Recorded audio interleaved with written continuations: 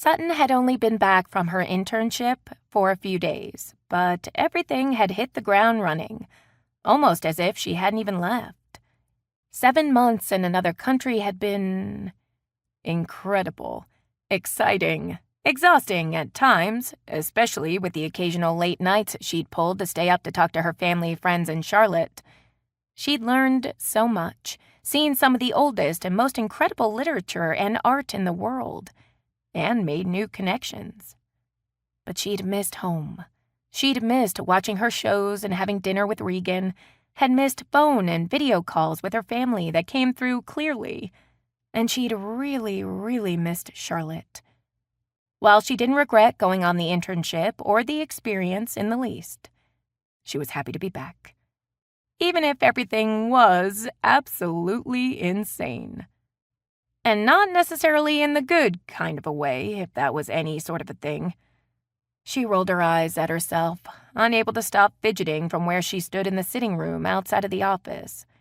Elizabeth Thompson's office on the top floor of the Thompson Foundation.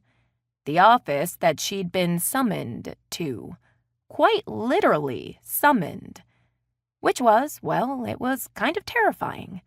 She wasn't sure if the fact that she was dating Elizabeth Thompson's granddaughter was supposed to make it less anxiety-inducing, but it didn't. God, it was only noon, and today already felt like it lasted for a week. She'd woken up early, even earlier than Charlotte's alarm, with anticipation crawling through her because she had an interview, an actual real interview at Hunter College to work as their new adjunct literature professor. Dr. Martin had recommended it to her, sending her the application during the last month of her internship. Despite his belief that she would get the job, especially as she'd worked for him before and he was in line to become the next chair of the department, it was, well, nerve-wracking. But it had gone well. Well enough that as she'd left the interview, she'd felt fairly confident. She didn't even have a moment afterwards to really reflect on it, though, because as soon as she'd checked her phone, she'd seen that there had been 61 texts and 12 missed calls.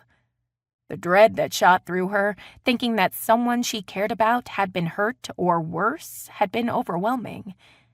And then that faded into an entirely different but still overwhelming feeling when she'd realized exactly what the subject of those messages was. Her relationship. More aptly, her relationship being made entirely public, with pictures of her splashed all over gossip websites. She'd spent the previous night at Charlotte's for the first time since she'd arrived home a few days ago, and she'd had absolutely no idea that there had been a member of the paparazzi nearby. How could she have known? Whoever it was snapped a handful of pictures of her, most notably as she'd given Charlotte's doorman a small smile on her way out and had connected her with having dinner with Charlotte the night before.